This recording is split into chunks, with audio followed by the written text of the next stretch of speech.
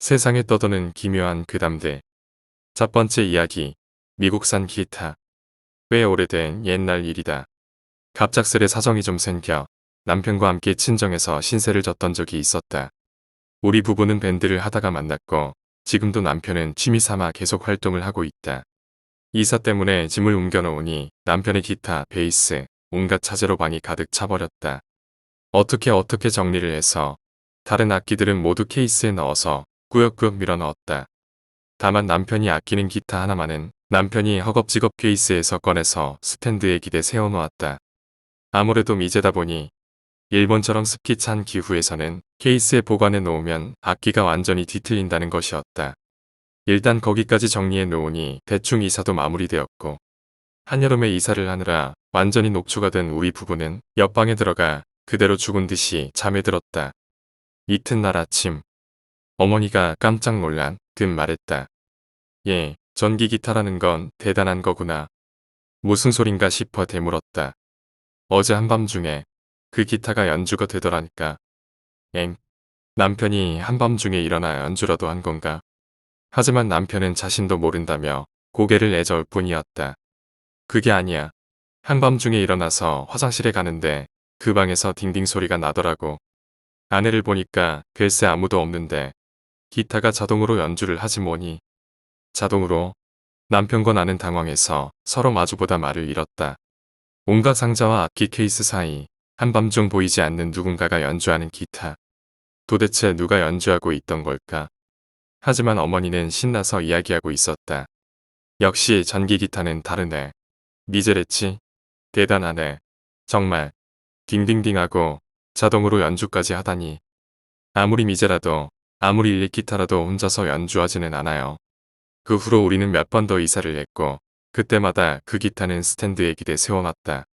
하지만 기타가 혼자 연주됐던 것은 그날 밤 하루뿐이었다. 아마 우리 친정에 뭔가 있는 게 아닌가 싶지만 아직도 우리 어머니는 일렉기타는 자동으로 연주되는 악기라고 알고 계신다. 두 번째 이야기. 나는 죽으려고 했다. 무서운 이야기도 아니고 그리 길지도 않지만 처음 도쿄에 와서 혼자 생활하게 되었을 무렵이었다. 낯선 타향살이와 직장에서 이리저리 치이다 보니 어느새 머릿속에는 부정적인 생각만이 가득 차 있었다. 일 문제와 생활 문제 때문에 하루하루 고민만 늘어났고 자살까지 생각하게 될 정도였다. 그리고 어느 밤 나는 목숨을 끊기로 마음먹었다. 유서까지 쓰고 손목을 긋기 위해 칼을 막 손목에 댄 순간이었다. 갑자기 핸드폰 벨소리가 울렸다. 평상시에는 매너 모드로 해놓는데 전화를 건 사람은 할머니였다. 눈도 나빠서 혼자서는 다이얼도 못 누르는 주제에 처음에는 종종 연락을 하라느니 일은 괜찮냐느니 별다를 것 없는 이야기를 늘어놓다가 갑자기 이렇게 말했다. 기운이 없는 것 같구나. 감기라도 걸렸니? 할미는 이제 살 날도 얼마 안 남았으니 대신 아프게 해달라고 부처님께 빌어주마. 그러니 아무것도 걱정하지 마. 힘든 건 할머니가 다 받아줄 테니까. 그러니까 일 열심히 하려무나. 잘 지내고. 그리고 전화는 끊겼다. 나는 칼을 던져버리고 밖에 나가 식당에서 잔뜩 밥을 먹고 돌아와졌다. 핸드폰은 여전히 매너 모드인 채였다. 세 번째 이야기. 산토끼. 지금으로부터 9년 전인 2005년 6월 어느 금요일 나는 같은 반 친구들과 함께 지겨운 수업을 마치고 교문을 빠져나오고 있었다. 평소 나와 어울리던 절친 4명은 무슨 사정이 있는지 모습이 보이지 않았다. 야, 니 어디 갈 낀데? 갈 데 없으면 PC방이나 가자. 너는 허구한 날 PC방이야. 난 안 갈래. 가봤자 알 것도 없다. 그래, PC방은 좀 아니다. 우리 노래방 갈래? 그래, 차라리 노래방이 낫겠다. 그럼 오디션 갈 거야? 아니다. 거기 아줌마 서비스 별로 안 준다. MP3 노래방 가자. 그렇게 우리는 노래방으로 향했다. 얼마나 시간이 지났을까? 한참을 친구들과 좁은 방 안에서 놀고 있는데 테이블 위에 올려둔 내 핸드폰이 울리기 시작했다. 나는 핸드폰을 가지고 밖으로 빠져나왔다. 내 가장 친한 친구인 남석이 전화다. 무슨 일일까? 여보세요? 야, 너 지금 어디야? MP3다. 왜? 네가 지금 그러고 있을 때가 아니야. 임마. 너 어제 기현이 학교 조퇴하고 간 거 알지? 어제 보니까 그 새끼 표정이 말이 아니던데 뭔 일 있냐? 어제 그 새끼 아버지 돌아가셨다. 그래서 전화 받고 간 거야. 어제 조퇴하고 나서 쭉 병원 빈소에 있는 것 같은데 한번 가봐야지. 너도 지금 와. 진짜야? 알았어. 어디 병원인데? A동 성심병원이라고 알아? 나도 잘 몰라서 민균이한테 물어서 가고 있다. 아, 나 거기 알아. 그쪽으로 가면 되나? 오, 잘 됐네. 병원 앞에 있을 테니까 얼른 와. 그래, 알겠어. 기현이에게 무슨 위로를 해줘야 할까? 나는 전화를 끊고 노래방에 있는 친구들에게 사정을 말한 뒤 노래방을 빠져나왔다. 시끄러운 시내 한복판을 지나 버스 정류장으로 달려간다. 거기서 버스를 타고 병원으로 향했다. 하지만 차가 막혀 30분이 지나도록 도착을 못해 나는 한 정거장 먼저 내려 병원 쪽으로 달리기로 했다. A동은 할머니 댁이 있는 동네라 명절 때마다 오기 때문에 이곳 지리를 대충이나마 알아 성심병원은 금방 찾을 수 있었다. 병원 입구에는 기현이를 제외한 나머지 친구 셋이 이미 나를 기다리고 있었다. 미안해. 차가 밀려서 좀 늦었어. 나도 방금 왔어. 빨리 들어가자. 우리는 그렇게 기현이 아버지 빈소로 들어갔다. 안에는 일가 친척들과 함께 있는 기현이가 보였다. 먼저 기현이에게 유감이라는 말과 함께 최대한 위로가 될 수 있는 말을 해주었다. 나는 기현이가 정신도 못 차리고 슬퍼하고 있을 줄 알았는데 의외로 기현이는 담담하게 우리를 맞으며 고맙다고 반겨주었다. 잠시 시간이 흐르고 우리는 빈소 곁에 차려진 탁자에 앉아 음식과 막걸리를 마시며 이야기를 했다. 기현이의 표정이 너무 우울해 보여 우리는 일부러 농담도 던지고 장난을 많이 쳤다. 그러던 와중 문득 빈소 안쪽에 영정사진이 눈에 들어왔다. 1번 빈소에는 어느 할머니, 2번 빈소에는 친구 아버님, 그리고 3번 빈소에는 어느 젊은 여자의 사진이 걸려 있었다. 얼핏 보기에도 무척 젊은 듯했고 연예인 뺨치게 예쁜 얼굴이라 눈이 안 갈 수가 없었다. 우와, 저 여자도 죽었나 보네. 진짜 예쁘고 나이도 어린 것 같은데 왜 죽었는지 모르겠다. 그러게. 우와, 근데 진짜 예쁘네. 생긴 걸로 보니 어디서 강간이라도 당하고 충격받아서 자살한 거 아니야. 그때 나는 장난이라도 결코 해서는 안 될 말을 하고 말았다. 그렇게 수다를 떨다 우리가 병원에서 나왔을 때 이미 시간은 밤 11시를 약간 넘은 뒤였다. 친구들은 전부 버스와 택시를 잡아 집으로 떠났다. 하지만 방금 택시를 잡은 남석이에게 마지막 남은 10,000원을 빌려준 탓에 내게 남은 돈은 3,000원이 고작이었다. 집까지 돌아가기에는 한참 모자란 돈이었다.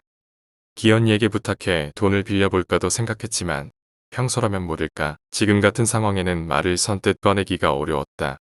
결국 근처에 있는 할머니 댁에서 하루 자고 가야겠다는 생각을 했다.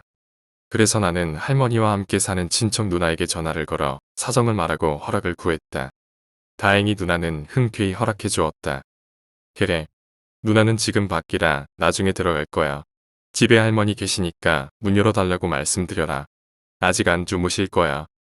나는 집에 전화를 걸어 사정을 말하고 어차피 내일 학교 안 가니까 할머니 댁에서 자고 내일 갈게. 라고 말했다. 그리하여 나는 지나가던 택시를 잡아 할머니 댁으로 가게 되었다. 벽산 아파트 가주세요. 할머니 댁은 위치가 조금 특이해서 주변의 공장들만 질비한 사이로 언덕을 올라가면 딱 한 동만 세워진 아파트였다. 그렇게 언덕 위에 있는 곳이다 보니 주변은 최산이었다. 택시에서 내려 아파트를 바라보는데 그날따라 이상하게 굉장히 오싹한 기분이 들었던 기억이 난다. 택시가 출발하고 나는 아파트 입구를 향해 걷기 시작했다. 아파트 입구까지는 50m 정도의 거리였다.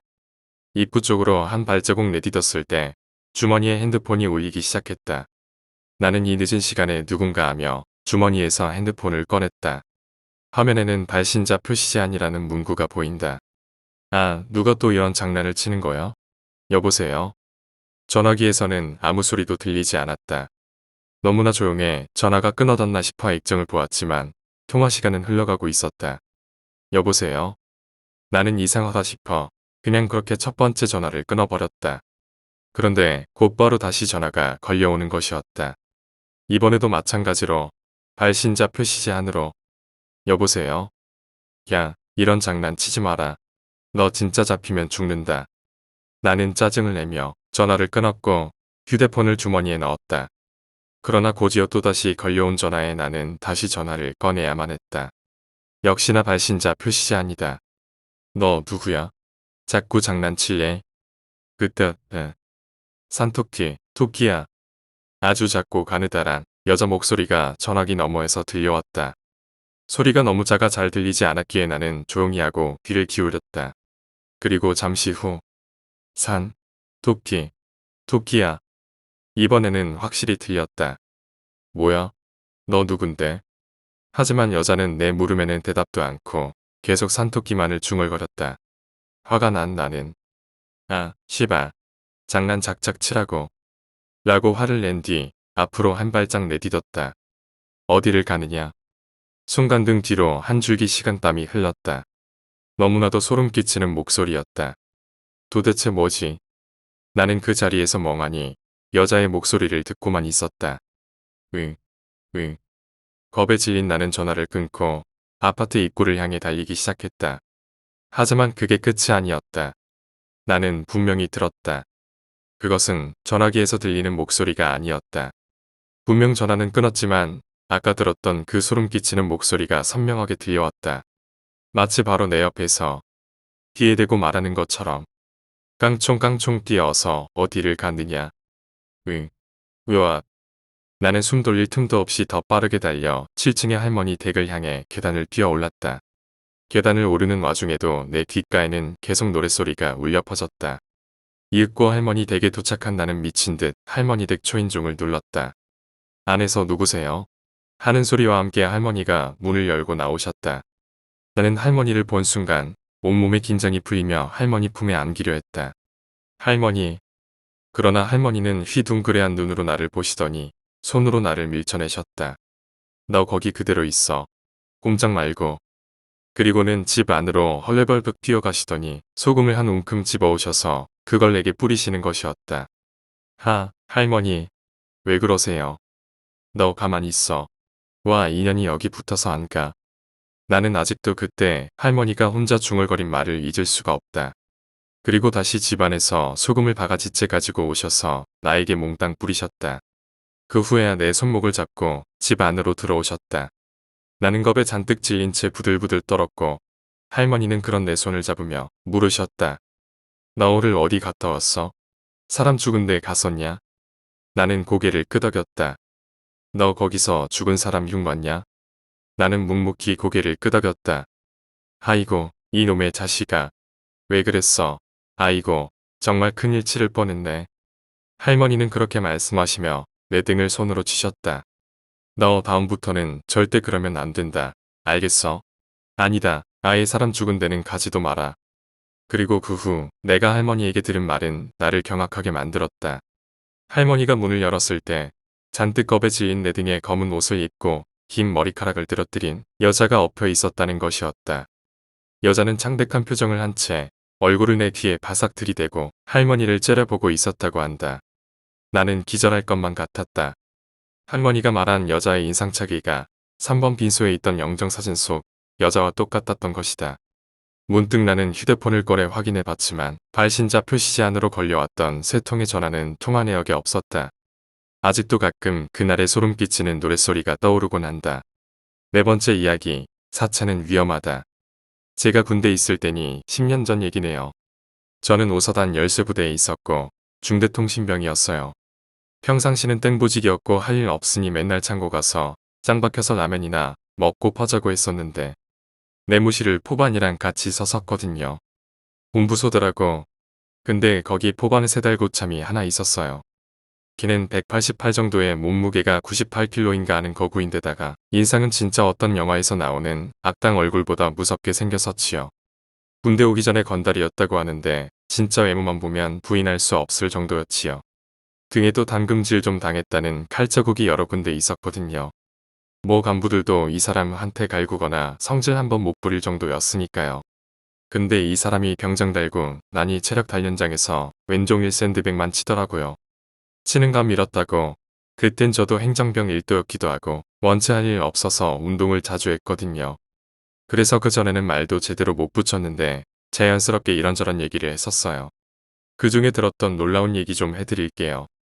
좀 잔인하고 무서우니까 심장 약하면 여기까지만 읽어주세요.